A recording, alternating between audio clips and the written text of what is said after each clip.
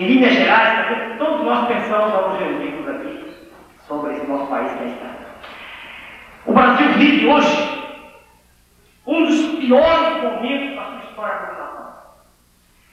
Isso pode ser examinado sob diversos ângulos. Sob o aspecto da educação, sob o aspecto da saúde, sob o aspecto da economia, enfim, é difícil encontrar uma área de atividade humana neste país onde algo esteja sendo feito de forma correta. E nós vamos discorrer sobre isso agora. Examinemos uma primeira abordagem, uma questão de que tanto se fala e contra a qual tanto se tem falado, que é a questão da autoridade. Nós todos vivemos nas décadas de 60 e 70, vivemos numa época em que o processo de condução dos destinos da sociedade não permitia a nenhuma de suas camadas que se manifestasse de forma livre. Cerceava-se o livre pensamento do cidadão. O curioso é que, quando esse processo definhou pela sua própria essência, como não poderia deixar de ser, nós todos vimos assistir, logo após o término da década de 70, a um processo de deterioração de um princípio que é vital em qualquer sociedade organizada, que é o princípio da autoridade. No nosso país, com o término do processo de tomada do poder pelos militares, no nosso país, aqui na nossa terra, na nossa casa, nós vimos todos nós assistindo a um processo de deterioração gigantesca do princípio de autoridade. No nosso país, todos nós somos testemunhas, através da imprensa falada e escrita, de fatos terríveis que nos assombram e para os quais não encontramos como procuramos nenhum responsável. A autoridade se diluiu, estiolou-se, e junto com ela se diluiu, se estiolou a responsabilidade. Não existe autoridade sem responsabilidade. Uma coisa implica a outra. É decorrente dela. Discute-se sobre tudo. Emitem-se opiniões sobre os conceitos mais variegados. Ninguém assume responsabilidade por coisa nenhuma. Em nenhum escalão do poder, e nós todos somos testemunhas disso, encontra-se uma pessoa que diga: eu sou o responsável direto por isso. Vem a público os dirigentes, os mais estranhos. Por exemplo, estamos diante de uma crise, primeira vez, vem no hospital, e vem a público o secretário de saúde e diz assim: as autoridades têm que tomar. Que autoridade? Daqui a pouco, nós ouvimos o ministro dar uma declaração, e ele diz: nós precisamos ter cuidado, porque isso tem que ser resolvido, mas quem vai resolver? E todos nós temos sido elementos, todos nós passivos dessa situação nos dois últimos anos. Agora, ao encerrar-se na década de 70, um processo que é fundamental para que a nossa sociedade produza tem que ser um processo ordenado. E todos nós também somos testemunhas da onda de absoluta desordem que assola o país. Desordem econômica e financeira, desordem moral, desordem educacional, desordem na saúde. Nós olhamos para o que se passa ao nosso redor e ficamos atônitos. A pergunta natural é: como é que isso pode estar acontecendo? Todos nós nos perguntamos. Nós olhamos, exemplifiquemos, é interessante. Nós todos vimos há poucos dias um exame que foi realizado para professores num dos estados desse país, em Pernambuco. Prestaram um concurso mais de 1000 pessoas e passou com um dos candidatos. E a nota era 6. Será que alguém tem coragem de dizer que existe educação no país? Será que o caminho é, como estou dizendo, vamos fazer debates longos, passar 4 anos debatendo? Debater o quê? O que mais? Nós necessitamos, e há poucos momentos nós estávamos dizendo ali na entrevista, nós necessitamos de colocar pessoas de valor. A educação não pode ser uma discussão de pessoas que não entendem nada do assunto. Nós estamos num país onde todo mundo dá opinião sobre tudo.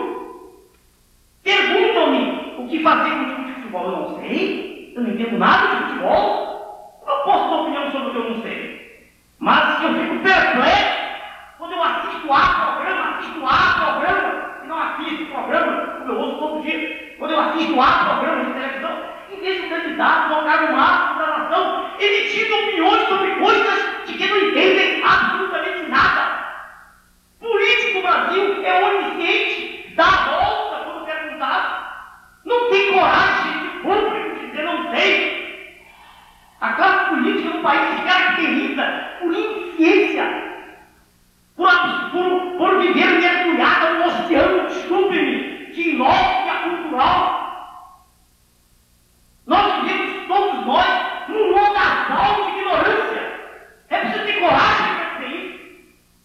É preciso alguém ter coragem para enfrentar a Câmara e dizer: nós precisamos reestruturar, reedificar o processo de educação do país, mas com pulso firme. A reforma que foi feita há 2 décadas atrás, ela notoriamente, ela teve aspectos teletéricos para o país. Qualquer pessoa lúcida, qualquer pessoa de bom senso sabe que a falência não é só do ensino primário, como se vem repetindo. Claro que o curso primário é a base. Claro que ele precisa ser reformulado. Claro que a professora de primeiro grau deve voltar a receber o respeito da sociedade, deve ser melhor preparada e deve ter um salário digno, não há dúvida também. Mas não é só a escola primária de primeiro grau que está ruim. Está ruim no segundo grau, querem ver? Eu vou lhes dar um exemplo agora, há pouco tempo. Realizaram exames de vestibular unificados no Rio de Janeiro. É considerado esse exame o maior do país. Concorreram agora no início do ano quase 100 mil candidatos, 94 mil com a fração. Pois bem, meus amigos, dos 94 mil candidatos inscritos, 37 mil tantos não foram fazer a escola, não se sentiram condições. Mais de 10 mil entregaram uma prova em branco. Mais de 10 mil tiraram 0. Apenas 11% deles conseguiram passar para a segunda etapa. E a nota mínima era 3. Quem pode ter coragem de dizer que esse processo vai ser corrigido devagar? Nós necessitamos de um choque cultural. Nós necessitamos de que alguma pessoa, e eu fiquei durante 30 anos para passar desse quadro, como elemento passivo, observando, uma pessoa que tinha coragem para mudar a vida. Olhemos para a situação no país da saúde. Fala-se muito, né, dos centros de excelência que nós temos. É verdade, nós temos centros de excelência. Nós temos hospitais no nosso país que competem com o que há de melhor no exterior. Isso é verdade. Mas, para quem já viajou pelo mundo lá fora, se nós entramos na Inglaterra e percebemos, andando pelo país, que há um nível médio de atendimento da população que é excelente, aqui é o contrário. Lado a lado, a instituição considerada centro de excelência luta, convive, está do lado dele, está próximo uma à outra, cujas características, perdoem meus amigos da minha terra, são do mesmo nível de países mais atrasados do mundo. É só dar um número de novo, professores. Existe um índice que é a chamada taxa de mortalidade até 5 anos de idade, que é um dos melhores índices considerados atualmente pela Organização Mundial de Saúde do nível de evolução do povo, que no nosso país chega a 87 por mil. É gigantesco, é parecido com o Hitler. Quais são as propostas que nós todos vemos apresentadas para tudo isso? As propostas que nós vemos são propostas de repetição de um processo que já se definiu, que já se mostrou absolutamente incapaz de resolver a questão. Vamos olhar para o que se passa no terreno da distribuição de renda. Espanta-nos que já fez menção inicial do meu ilustre colega, doutor Lenin, quando nós estamos no hospital lidando com o povo. porque não tem nem ideia de por que isso está acontecendo com ele. Espanta-nos quando nós vemos a condição precaríssima econômico-financeira da nossa população. Mais da metade do nosso povo, como disse, ele disse muito bem, mais da metade, mais de 60%, não tem o primeiro grau, cabisca, vai embora, cabisca, seu próprio nome. E essas pessoas que ganham para sobreviver, é uma falácia. O que elas recebem é uma gorjeta do restaurante de hoje. É impressionante como agora, no jornal de hoje, revista Veja, agora essa semana, nós vimos Sua Excelência, com todo respeito, que nós não diminuímos o respeito da realidade, Sua Excelência, o Presidente da República do país, faz uma comitiva de 150 pessoas para a França. 150 pessoas gastando do erário público $1,5 milhão. E Sua Excelência, em conjunto com os seus assessores, defende a fixação do salário mínimo em níveis incompatíveis com a dignidade humana. Isso tudo nos vem espantando, isso tudo nos vem causando muito mal-estar durante décadas. Disseram-me certa vez que eu era extremamente neurótico. Eu vi isso muito novo. Quando comecei a estudar, muito criança, estudar e trabalhar, porque trabalho desde os 9 anos de idade. Disseram que eu era neurótico, porque eu gostava de ver coisas sérias. Eu gostava da língua falada de forma correta. E eu tenho dito isso. Nessas 3 décadas eu vejo de fora, como observador, me entristecendo cada vez mais. Eu vejo jornais, revistas, na tela da televisão. Disse há pouco dia numa entrevista, na tela, eu vejo escrito exceção com 2 S. Na tela. Eu vejo isso. Abro o jornal e vejo escrito num trecho a palavra rei que está escrita de 4 maneiras diferentes. Quem escreveu ou quem reviu o texto não se distraiu, não. Porque se o fosse, teria optado por uma forma. Não foi distração, foi ignorância específica. Claro que o homem do povo, homem pobre, que ganha um salário mínimo, que anda de trem, e eu sei exatamente o que é isso, que eu andei de trem, porque eu passei fome.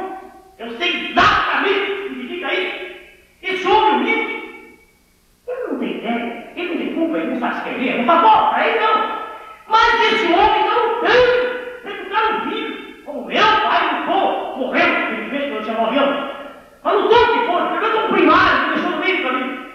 E esse homem não sabe, eu estou querendo dizer, ele não sabe que o seu filho não está aprendendo nada, está sendo enganado, está aprendendo a falar errado. Porque assim, escrevendo errado, ele jamais terá, em forma falada e escrita, a expressão clara do seu pensamento compreendida por outrem.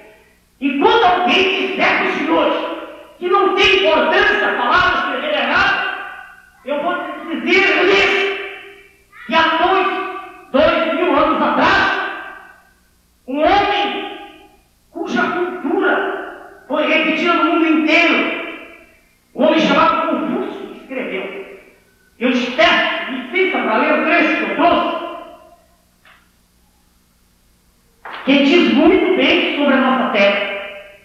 Perguntaram certa vez a Confúcio o que faria em primeiro lugar se tivesse que administrar o país. Seria, evidentemente, corrigir a linguagem, respondeu ele.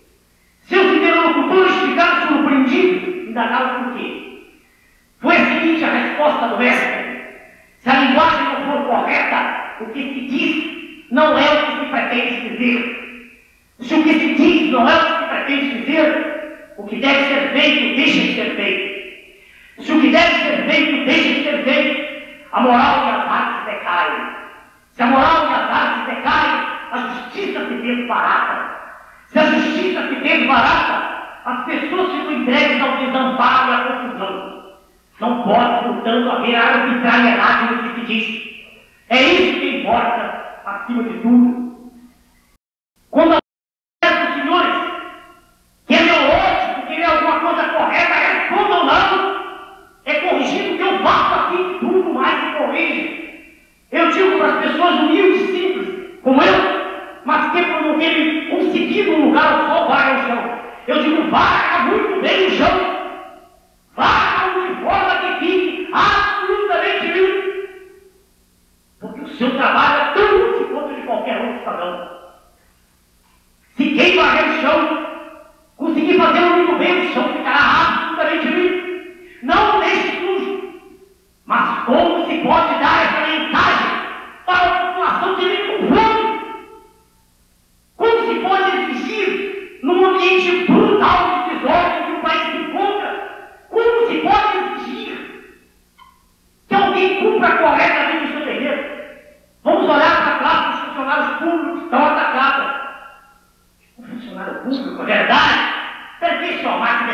incompetência, ineficiente, que não produz, viciada.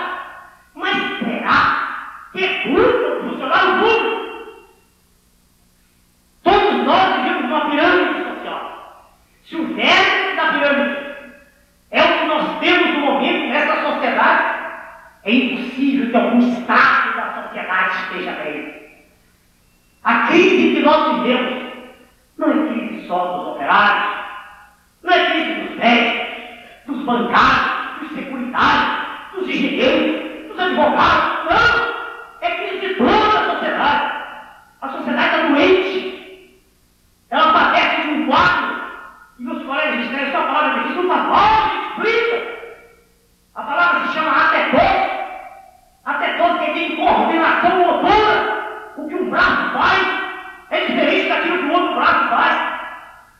Nós vemos no nosso país hoje cada indivíduo da sociedade preocupado com uma coisa que foi erigida em lei, que é vantagem, tirar vantagem.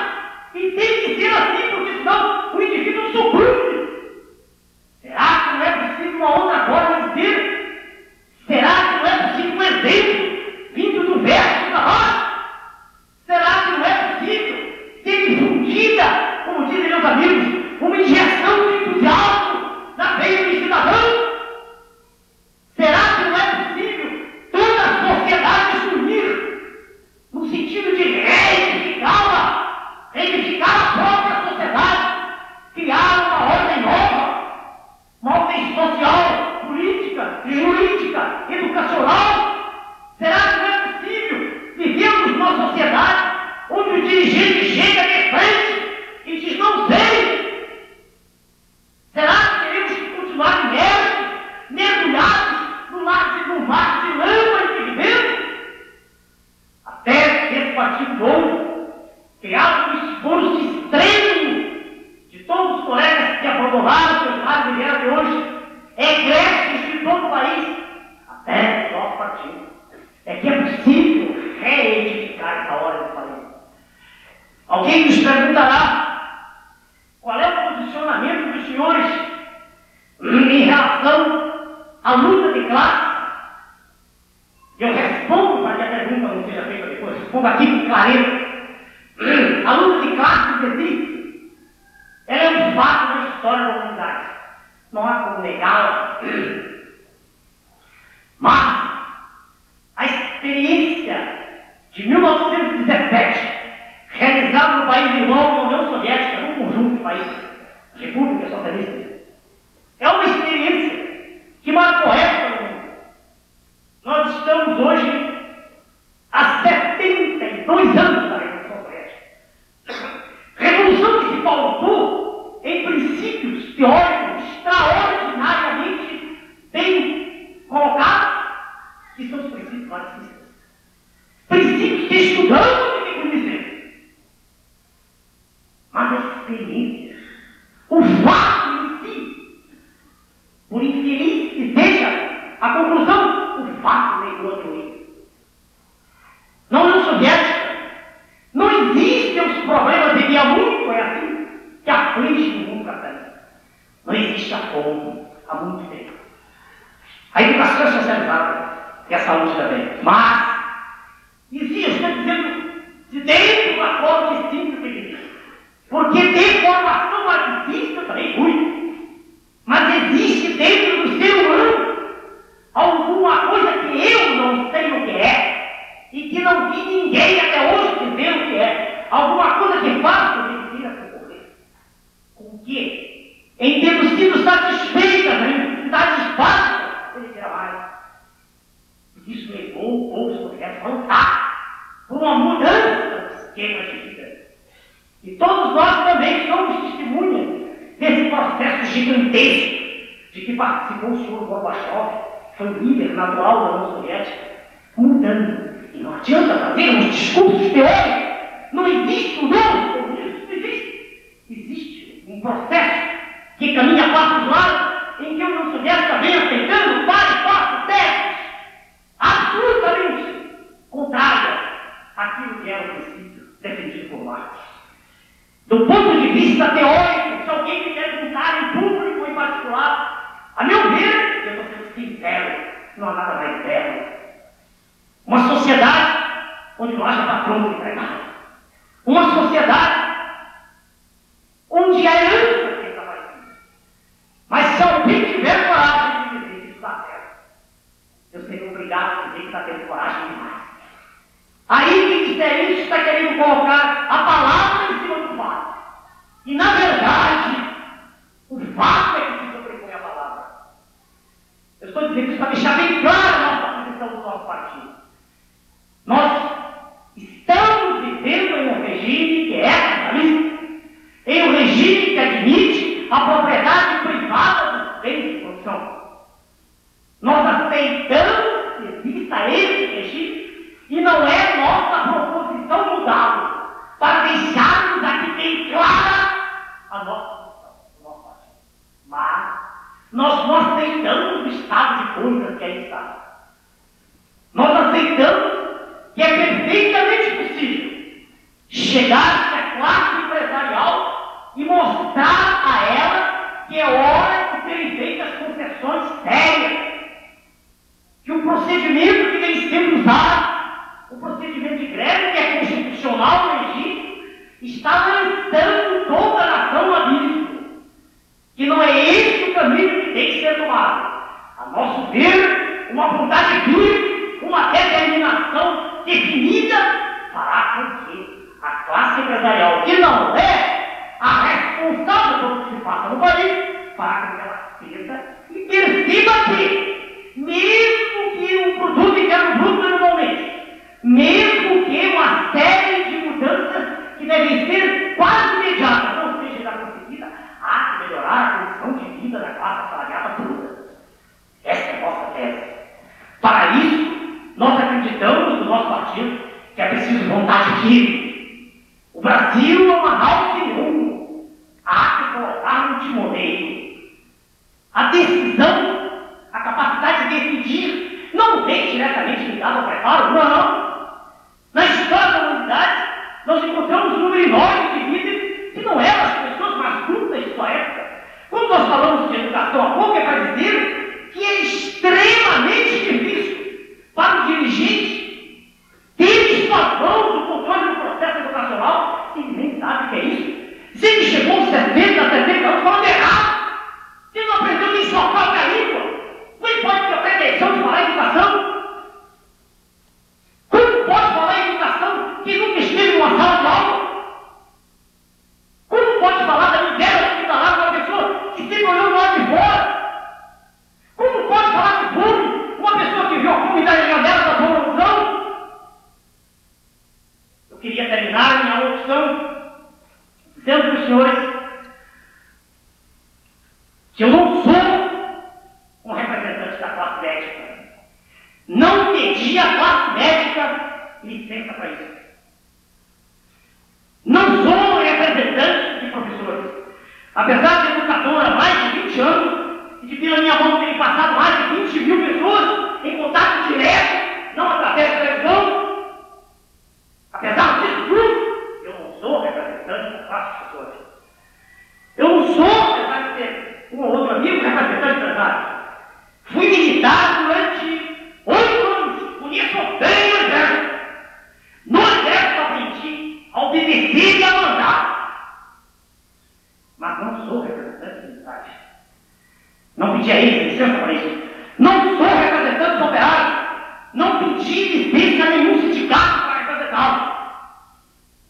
Não sou representante dos funcionários públicos. Não fui a nenhuma associação pedir direito a isso. Eu pretendo ser galgado desse esforço que foi desenvolvido e que culminou hoje aqui. Eu pretendo ser representante de toda a sociedade. Sem nenhuma modéstia boba, sem nenhum discurso falso, hipócrita, demagógico, soez, torpe, vil, repugnante. Eu quero ser representante da sociedade toda. Eu vou lutar contra esse processo de desagregação que está fazendo com que no Brasil cada cidadão seja inimigo do outro. A minha proposição e o grupo que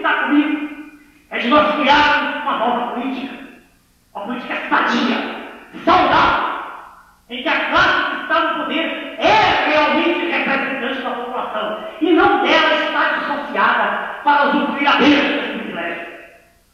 A minha mensagem é de reedificar a ordem do país. Eu não tenho nada contra ninguém em particular. Eu tenho contra a ordem que é está. Preocupa-me. E isso tem sido uma preocupação que me acompanha, que me confrante, que me compunge. Preocupa-me o estado de desesperança que foi mencionado pelos colegas que tomaram a palavra. Estado de tristeza. Como disse o meu colega de Belém do Pará, eu nunca fui político, ele disse. Eu sou um cidadão. Quem nos acompanhar, eu quero que esteja apenas aí, cidadão, que tem uma meta apenas, a meta de endireitar.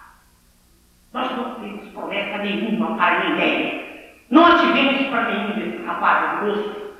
Nenhum deles previamente político. Mas todos imbuídos dessa vontade de endireitar. Todos tiveram exemplo do conflito que comigo tiveram no curso, com o horário sendo rigidamente cumprido, começando exatamente na hora marcada. E isso eu já faço há 50 vezes. Rio, São Paulo e o Brasil todo. O que nós queremos é isso. Nós queremos que haja um fim, um término de uma desordem entre nós nos encontramos. Que as questões muitas que devem ser colocadas. E o nosso partido está aberto para isso, para ouvir opiniões. Nós aceitamos a opinião, nós a ouvimos, nós a dissecamos, nós levamos a opinião para uma fonte conspícua de informação, para alguém que saiba fazer o assunto. Perguntaram, mas o senhor nunca foi político, o senhor por acaso chegará lá, como o senhor fará? Há pessoas competentes no Brasil.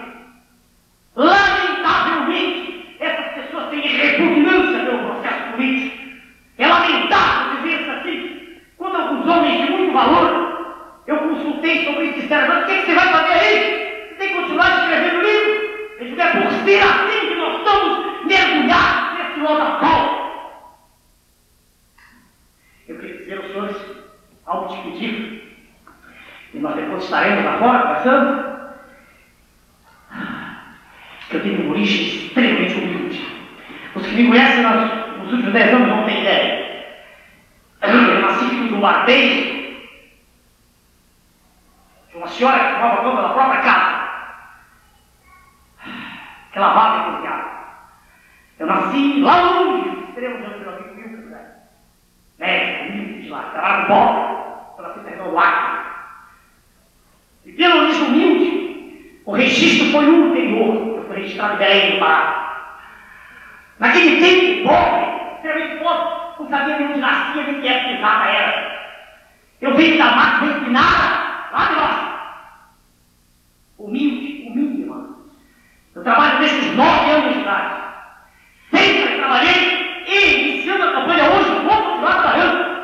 Vou continuar trabalhando no Rio de São Paulo. Se o programa me chamar, não vou, naquele dia eu estou trabalhando. Eu serei o único candidato a esse cargo que trabalha.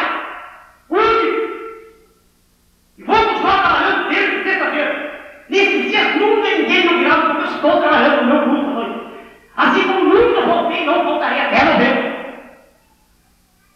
Essa é a pessoa que me fala, dizendo-lhes de frente aquilo que pensa. Dessa origem eu consegui emergir. Eu consegui chegar naquilo que se chama hoje em elite do país. Fui militar, fiz 2 universidades, medicina e física, e aprendi a falar e escrever corretamente. Esse esforço foi gigantesco. E se alguém me perguntasse, mas por que o senhor se meteu nisso? Já que não quero aliança com ninguém, já que o partido não colocou edital de coligação com ninguém. Por quê? Porque eu não aguento mais. E quem está comigo e quem quiser ficar, é porque não aguenta mais. E quem estiver aqui não aguenta mais, é culpado. Obrigado.